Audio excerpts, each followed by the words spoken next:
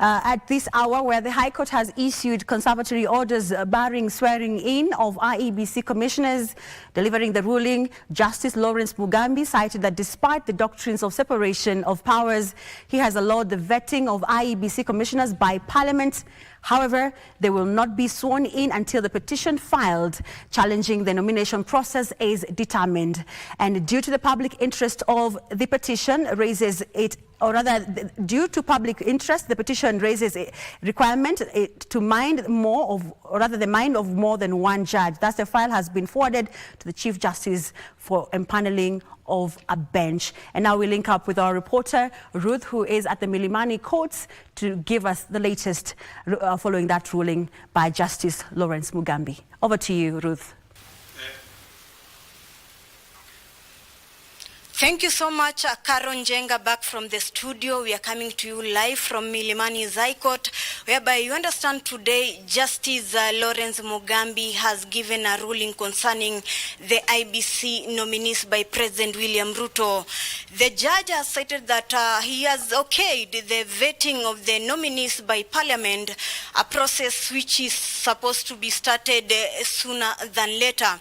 However, the judge has cited that due to the doctrine of separation of powers by the three arms of government, that is judiciary, the Parliament and the executive, he will not halt the process. The process will go on. The Parliament will vote for the President William Ruto's nomination nominees to the IEBC.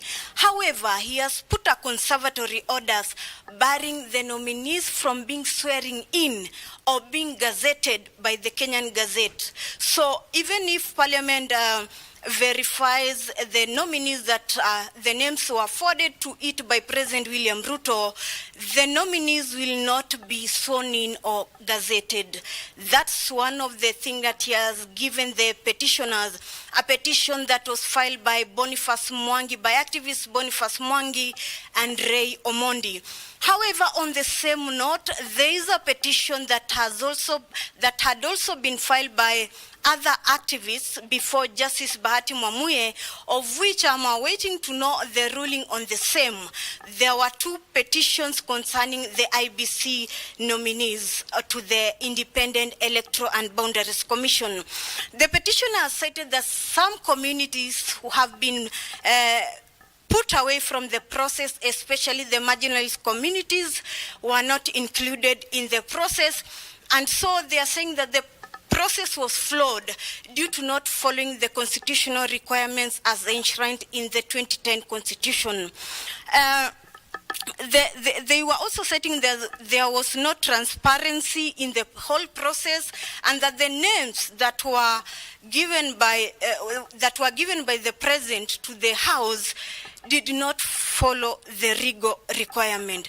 And due to that, the judge has forwarded the file to the Chief Justice Martha Koome to empanel a bench, citing that the whole petition cannot be heard by one judge, since it has raised serious constitutional issues that needs empanelment of an even number of bench. An even number of bench constitutes maybe between 3 and 7 judges. So we are waiting to see what the Chief Justice will the number of judges the Chief Justice will give out, so that the process can continue. But in the meantime, the nominees can be vetted by Parliament.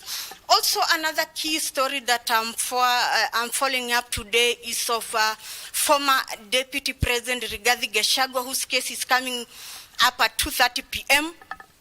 We understand last week Chief Justice Martha Koome also gave a heads up and empaneled a bench.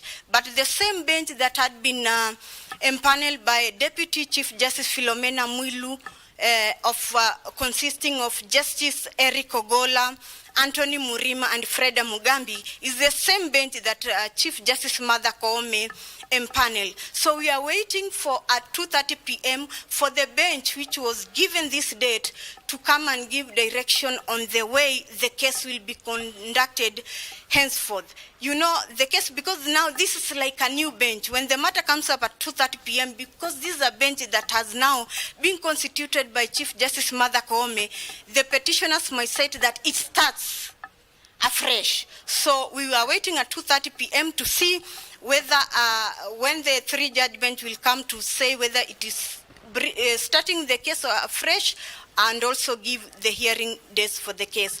Back to you, Karon Jenga. I'm following up on these matters today. Thank you, and I'm so sure you'll bring us a comprehensive story later on, and do look out for that story during the 9 p.m. bulletin. Ruth will file that story for us. Now, moving on to other stories.